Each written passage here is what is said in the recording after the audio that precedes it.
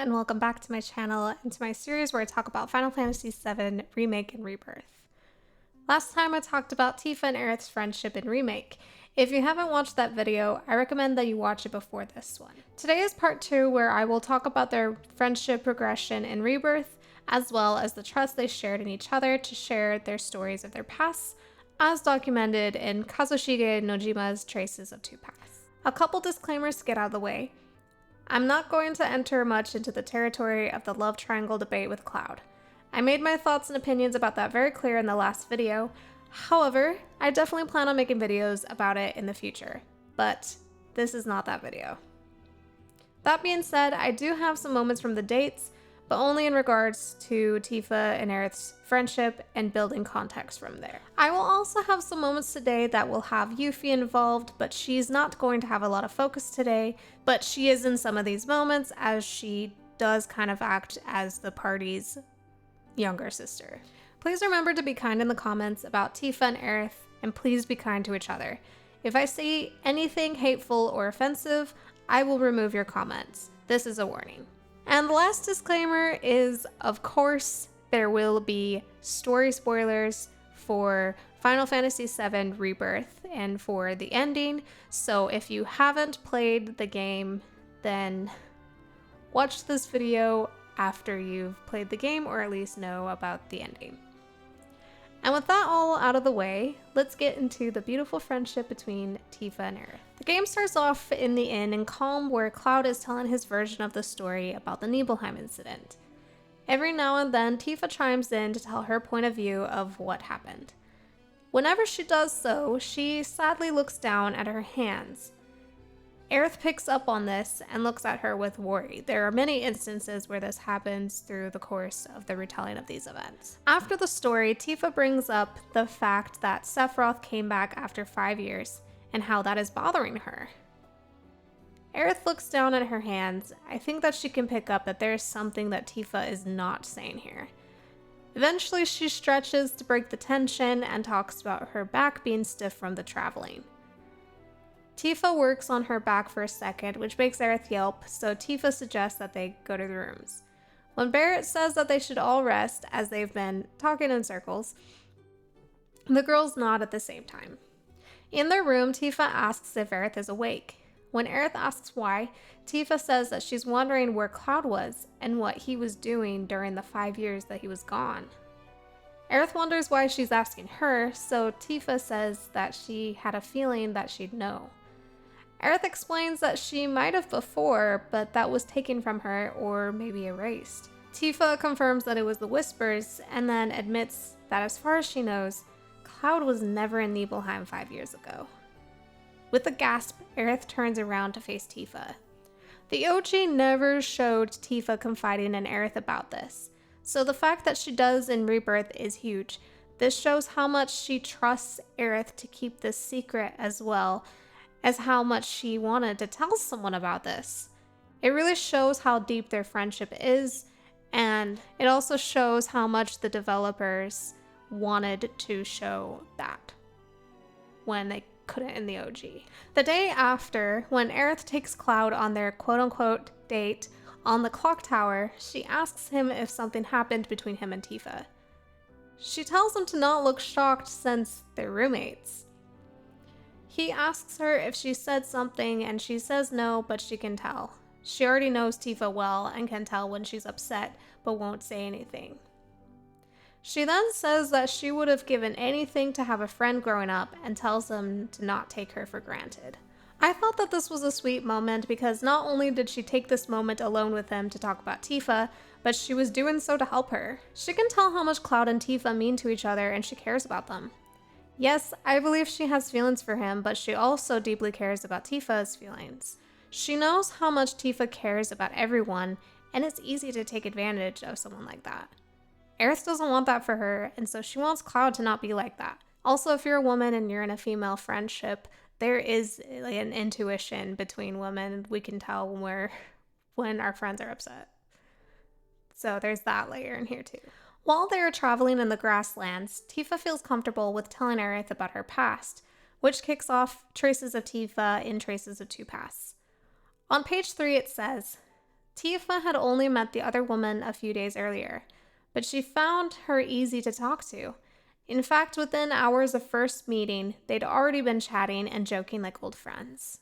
She tells Aerith, Barrett, and Red about her life up until the Nibelheim incident, about which she said that everything happened the way Cloud described. While telling her story, Aerith was an intuitive listener and helped her realize some things about herself. Later, when the party is discussing how they will cross the swamp, the girls have a cute interaction where they read about renting a chocobo. They gang up on Cloud to ask about if they can rent one. Cloud is at a loss, sighs, and says, fine, like the broody edgelord he is. They giggle and give each other a high 10. There's so many of these moments where they gang up on Cloud or Barrett. It's so funny to me, but because this is realistic to how female friendships like this are in real life. Cloud doesn't get much time between these moments because the next one happens right after he catches Pico. They both joke about the resemblance between him and the chocobo because of the hair. Poor Cloud. When they enter the Mithril mines, Aerith kind of gets Cloud into trouble with Tifa when she vaguely refers to Mata M's course. Cloud deflects by telling them that they need to focus. I love how Aerith likes to choose chaos sometimes to mess with both of them, actually. When they get to the top side of Junon, Aerith agrees with Barrett that they need to confront Rufus. Tifa listens to her reasoning, but says that they need to make a plan because they can't just walk up to Rufus. Cloud then suggests that they dress as troopers and join the parade. Everyone agrees, but Cloud says that Barrett and Red can't do it since the uniforms wouldn't fit them. When he starts to leave, Tifa and Aerith follow him, insisting that they're coming. Aerith turns to Tifa, saying, "This way?" Tifa agrees and they lead the way. They go get their uniforms and tell Cloud to stay away from their stalls. When he finishes changing and leaves the stall, they pull their guns at him, playfully standing side by side, again to mess with him. I love how chaotic they are when they're together. They really bring out each other's playful side and more adventurous side. It's just so fun to see. And I like in the earlier conversation how Tifa listened to Aerith, but did suggest to be pragmatic about it. I thought that was cool. They clunkily follow Cloud's lead with learning the march and joining him as he becomes the captain. When they gather Shinra's 7th Infantry, Cloud has to make a speech. He doesn't know how to begin, so Aerith and Tifa help him start. Then, when he gets carried away, they help drag him away. I love how they handle him when he's being a dork.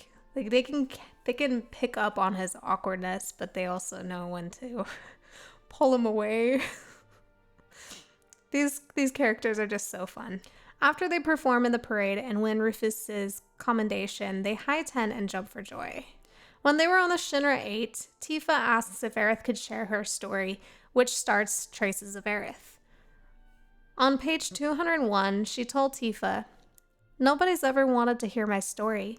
And until now, I guess I'd never met anyone I wanted to share it with." I'm going to share a few other quotes from the book as I think they really show how much they mean to each other as friends. On page 200, it says, "In their short time together, they'd faced countless dangers and close calls. Every time Aerith had found great comfort in knowing Tifa was at her side. Everything about her spoke of a true friend." That is very evident by all the battles and experiences they had been through together in Midgar up until this point in Junon, and of course after. On the same page, she made this observation about Tifa. Tifa had a curious tendency to hint at things rather than saying them outright, so as not to impose on others. Aerith is very astute and knows how to help Tifa with this. When Aerith shares her story about her mother, Ifalna, their escape from Hojo's lab, and beginning her life with Elmira, Tifa is listening and being very empathetic. On page 219, Aerith thinks, "Mom would have agreed. This is truly a good person." And I agree. I think that Ifalna would love that Tifa is friends with her daughter. When Aerith finishes telling her story on page 322, Tifa says, "I'm here if you want to talk." Aerith was grateful as always for this particular companion's warm, thoughtful acceptance. It was easy to speak of her past when Tifa was the one listening. Afterwards, she wanted to talk to Tifa about business, aka boys, But then Cloud interrupted. When they emerged from the cargo hold to meet him, Tifa whispers to Aerith, "Meeting adjourned, for now." They giggle at clueless Cloud's reaction. I love how Kazushige Nojima decided to showcase Aerith and Tifa's relationship as a jumping off point to tell their stories about their pasts before the events of the games. He really gave them an extra layer to how much they care and trust each other enough to share this with each other. They didn't even share these stories with Cloud, so that alone is a testament to how close they are. When they arrive at Costa del Sol, Aerith is stoked about being there. She turns to Tifa and says, "See that?" So then Tifa suggests that they find a hotel, shower, and then go, and then nods at Aerith. Barrett says that they better not be suggesting that they all go to the beach. They turn around and smile at each other guiltily. Barrett calls them out for saying it with their eyes while they playfully run ahead. Poor Barrett, he's now the victim. When they're at Johnny's inn, they tease Barrett again about getting ready for the beach and being on their own schedule. He lets them get away with it though. Poor Barrett, but also he really just wanted to wear the sailor outfit. And we're all better for it. After Cloud and Barrett head for the beach, Aerith is showering and confides in Red about her materia becoming clear. They come to the conclusion that the whispers taking away her knowledge and memories is the reason why it's clear. He suggests that spending time at the beach with Tifa would make her feel better. She agrees and gets ready to go. I love that Red is suggesting this, because Red does share a special connection with Aerith. It also shows how much the whole party knows that they have a special friendship. Tifa and Aerith. She knocks on Tifa's door and asks if she's ready. Tifa takes a moment and then comes out. They make a plan to get swimsuits first, then say, "Let's roll," while thrusting their fists in the air. It's a little cringe, but I let it slide because their friendship is adorable and they're all nerds anyway. There are too many cringe dialogue moments in this game though, but I try to ignore it. They have a cute little beach day together with Red too as they participate in Costa del Amor. They have Red compete in Run Wild, participate in the photo contest, pick up wheelies, and my personal favorite, the piano recital. When they find out that Johnny is working for Shinra on Mayor Capone's orders, Aerith can tell that Tifa is down about this. So she says that they should go. Tifa says, "You're right." When they go to the wheelies and meet Jenny, she finds out who Tifa is and starts talking shit on her since Johnny likes her. Aerith gets mad and tells her, "Excuse you? Stow the tood." Tifa says it's fine, and she decides to help gather up the wheelies for Johnny's sake, which Red calls her out for her people-pleasing tendencies and that she doesn't have to do that, but they help her anyway. Jenny is moved by Tifa's work ethic and humility, so she tries to give her 2 companion cards. Tifa tells her that she's being too generous and gives one back. Aerith backs her up and suggests that Jenny goes with Johnny. From there, Tifa sets the record straight that she and Johnny are just friends. I love how Aerith defended Tifa during this minigame because Tifa does get a lot of shit because of her striking looks and the fact that everyone simps after her, which I don't blame them. I do too. People think it's okay to lash out in jealousy, and it's not. Because ultimately, it's a person you're hurting. Aerith is ultimately a girl's girl who cares about Tifa. She definitely wouldn't put up with that, and neither would Tifa. So I'm going to repeat myself from my last video. We as fans shouldn't be putting down Tifa or Aerith to boost up the other woman. First of all, they are fictional characters, and second of all, they're very close friends and wouldn't stand for that. And now the voice actresses are saying that too. Eventually, they get their beachwear and head to the beach, turning heads as they do so. When Cloud acts clumsy and awkward around them, they laugh at him. When they start going up Mount Corral, Tifa can tell that Aerith is struggling with the hike, so she suggests that they take a break. Cloud agrees, but Yuffie wants to continue. When Barrett goes after her, Tifa decides to follow since she knows that Barrett isn't doing okay and wants to keep an eye on him. Before she leaves, she tells Aerith to take her time, and Aerith thanks her. I love this trait that Tifa is very, very good at sensing other people and when they're struggling, and she does what she can to help. And she does this in this scene, not just with Aerith, but with Barrett. When they reunite, the first thing Tifa does is ask if Aerith is okay. Aerith replies, "Yep, really worked up a sweat," which is something that Tifa always said a lot in Remake during their battles. Worked up a good sweat. On the way to the Gold Saucer, the girls are excited about going. When they get off, Aerith turns to Tifa and says, "Shall we? Let's." They run off together, leaving the guys behind. When they enter the welcome area, Tifa grabs her hand to navigate through the crowd.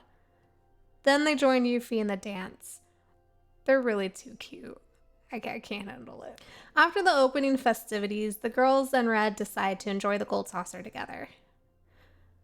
Cloud glitches and sees Sephiroth, so Aerith and Tifa both agree that it's best if Cloud doesn't come and that he rests at the hotel. Seriously, Cloud is very, very lucky to have these two women, just saying. During Tifa's date, Aerith checks if they're fighting or not. When Aerith vocalizes being lonely and wishing she was hanging out with someone there, Cloud tells her not to look for new friends there since there could be spies. Tifa playfully backs him up, but they both giggle at his protectiveness.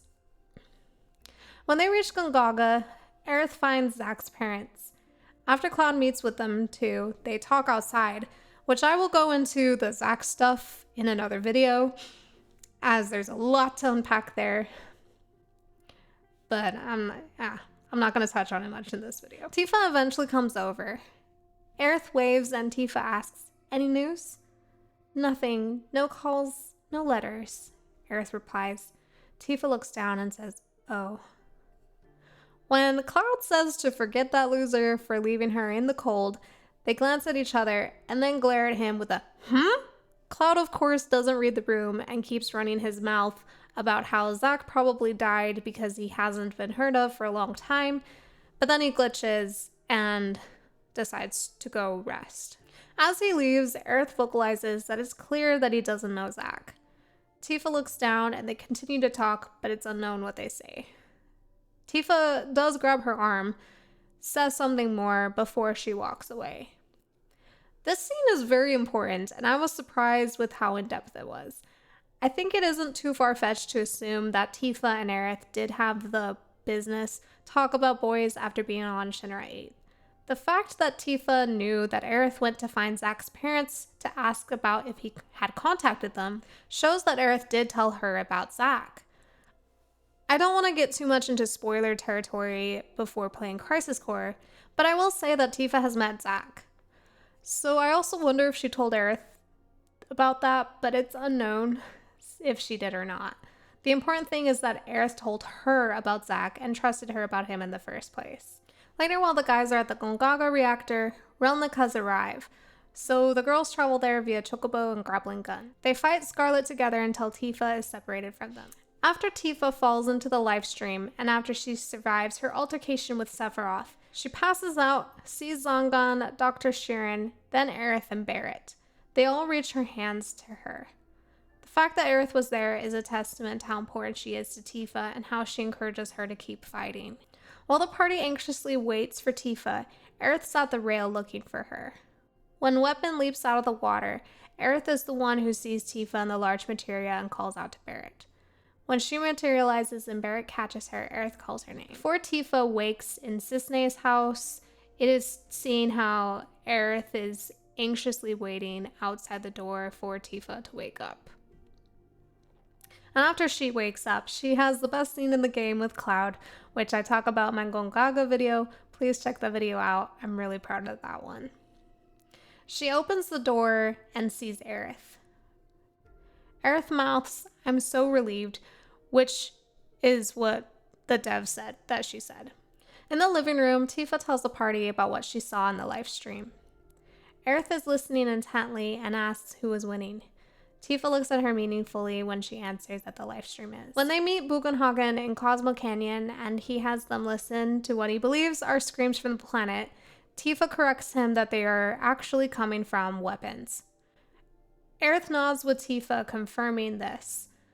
Then Bugenhagen is an absolute condescending ass to Tifa, says she's delusional and probably got mako poisoning and needs to see a doctor. Then he decides to educate them on basic planetology. After he shows them his presentation, Tifa continues to ask him legitimately good questions, and he dismisses everything she says, tells her that she has a lot to learn, and sends her to a seminar. Sensing how upsetting this is for Tifa, Aerith asks if she can go with her. At the seminar, Tifa is asked to share her story. Sensing that she's hesitant, Aerith nods and silently encourages her. She awkwardly shares her experience in the live stream, but the seminar goers are a tough crowd. Aerith, however, tries her best to support her by listening intently, being the second to clap after the leader. She looks at Tifa with worry, and they leave for the bonfire together. I'm glad that she was there for her because this was hard for Tifa. She just went through something really intense in the live stream, and her experience was being completely disregarded and invalidated and being chalked up to being a delusion from mako poisoning. Aerith's support was exactly what she needed at this moment. While Aerith makes her speech at the bonfire, her words seem to get through to Tifa. She talks about her experiences with being the last living Cetra and how that made her life difficult because of being different and having a heavy burden as the last steward of the planet. She then talks about how she was led to friends that she loves because of this. She's happy now, and the pain that she goes through was worth it. So she wants to return their kindness. This is one of the biggest reasons why I felt like making these videos. Aerith's arc isn't just about being the last living Cetra or even a debated love interest for Cloud. Her story shows how life is fleeting and painful, but the friends we make along the way makes it worth it. During these final days, she made dear friends who made her feel happy for the first time in her life. A lot of that is thanks to Tifa. She really needed to meet Tifa and vice versa. The building of these relationships makes her fate all the more tragic and felt by the entire party, but also to us as the players. It's these bonds that make this game and characters so much more meaningful. We cannot get so caught up in love triangle debates that we miss the point of these deeper relationships and themes. Moving on to Nibelheim, Aerith has Cloud join her on the water tower. At first I was pissed because this is a Clody spot, but I understand why there's a Clarith scene here. When he points Tifa's house out to her, they see her. Tifa waves and Aerith waves back. She calls Cloud out and says he must have looked at her there when they were kids, and that she would have. Spitting facts there. I know that there are other dialogue options, but I chose the best one. I have seen that in one of them, she talks about how she wishes to have a childhood friendship like they do, but I didn't play that dialogue, so I don't want to speak on it that much. On the way to the reactor with Tifa and Yuffie, Cloud quote-unquote remembers what happened to Zack. So he tells Tifa. He says that he wants to tell Aerith because she deserves to know what happened to Zack. Tifa agrees, but she wants to be the one to tell her. When Cloud asks why, Tifa says that it's because they're close. This was a big deviation from the OG because he didn't remember Zack until the livestream sequence. But after some time, I think I understand why this change was made, and I will most certainly talk about it in another video. I think that Tifa made the right call here because she already told Aerith that Cloud wasn't in Nibelheim during the incident. He is an unreliable protagonist, so Tifa really needs to be the one to tell Aerith. Besides, Aerith has already confided in her about Zack, and also Cloud isn't in his right mind. What he remembers isn't actually what had happened. So it really needs to come from Tifa. When they go back to the gold saucer during Tifa's date, before Aerith sings, she whispers, "You got this," to encourage her.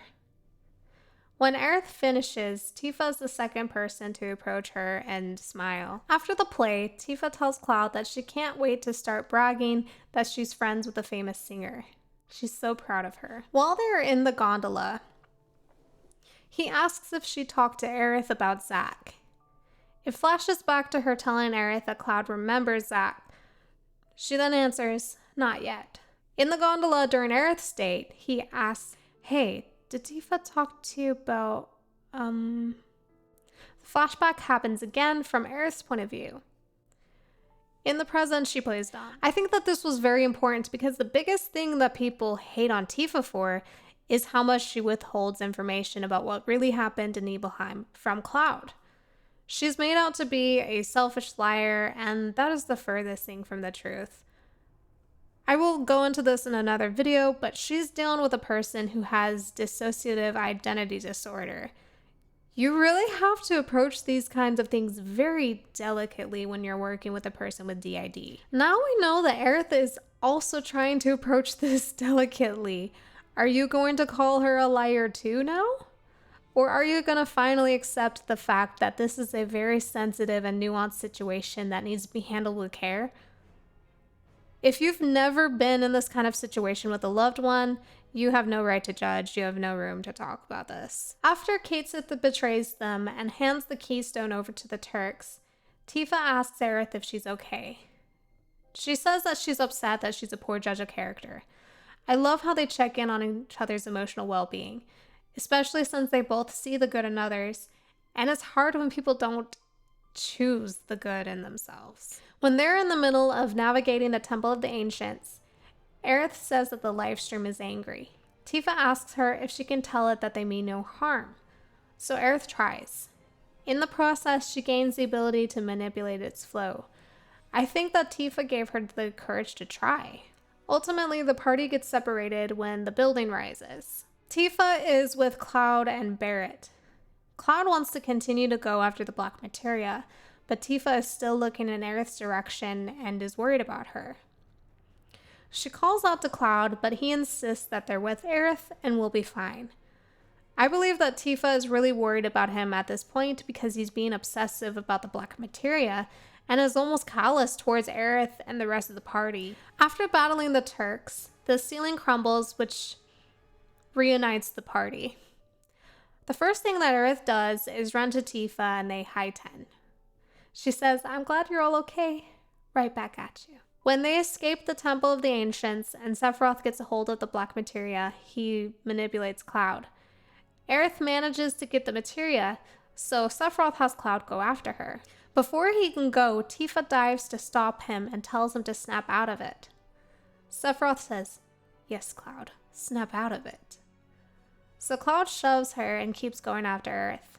Before Tifa can try to stop him again, the whispers stop her. After Cloud and Aerith fall, and while he's in the other reality, Tifa runs to Aerith when she comes to. She grabs her hands and helps her up. While they are in the sleeping forest, Aerith goes on ahead, believing that she's the only one to stop Sephiroth. Tifa's worried and leads the search before Cloud wakes up. When they tell Cloud what happened, Tifa looks down, looking sad and worried, while saying that they were separated in the fog, and now Aerith is alone. When they reach the Forgotten Capital, there's a wall of whispers blocking them from reaching her. Tifa calls out to her, and then does so again softer when the party fails to break through the wall. After Aerith dies at Sephiroth's hand, the rest of the party can proceed. When Tifa arrives, she says her name while running and crying. She's heartbroken and in shock when she sees Aerith bleeding in Cloud's arms. After battling Genova Lifeklinger and Sephiroth, the party is all sitting down in grief. Tifa, however, looks the most destroyed by the loss of Aerith. Cloud is the only one who is unaffected. I will definitely make a video about this later, as there is a lot to say about this, so stay tuned. When Barrett suggests that they move on, Cloud is quick to agree, and Tifa gasps softly. Everyone else leaves except for her. As Cloud is leaving, her turns around to tell her, come on. She slowly gets up, and the look on her face is the most heartbreaking. It made me cry when I played it the first time. Cloud's apathy makes it all the worse. In the last cutscene before they board the tiny Bronco, Tifa's arms are hugging her knees to her chest, and she's sobbing in them uncontrollably. She only lifts her head when Red calls Aerith's name after he senses her touching his head. Before boarding the plane, Tifa sighs and looks incredibly depressed. Tifa has lost both of her parents, her village, Jessie, Biggs, and Wedge. She nearly lost her own life too, all because of Shinra and Sephiroth. Now he's taken Aerith away from her too. Of course this hits her the hardest, except debatably Cloud, since he repressed her murder the moment it happened and can't accept her death yet. But yeah, that video's coming. The devs really expanded on Tifa's and Aerith's friendship for a very good reason. Aerith needed to spend her last days with Tifa as a true friend since she never had true friends. Tifa needed Aerith as she was the one who truly cared about her well-being. Their deep friendship makes Aerith's tragic fate hit harder for Tifa, the rest of the party, and for us as the players. That is why I'm adamant that we set aside petty shipping wars and see these characters as nuanced, but also as people that truly care about each other. Aerith and Tifa both have huge roles to play in the story, and their friendship with each other helps them rise to the occasion. We need to appreciate that and learn to not let shipping wars taint our opinions of these important characters. Ultimately, the entire cast in this party have incredible chemistry with each other, and they all really care about each other. And there are beautiful moments between all of them in this game. I hope that this video and part 1 helped shed some light about why Aerith and Tifa are great examples of female friendships, and why we need to stop having wars about them in the fandom. Please like, comment, and subscribe as I will be making more videos about Final Fantasy VII Remake and Rebirth. Please refrain from hating on Tifa, Aerith, or each other in the comments. Instead, let's focus on their beautiful friendship. Thanks again for your continued support of my channel, and I will be back with another video soon. Bye!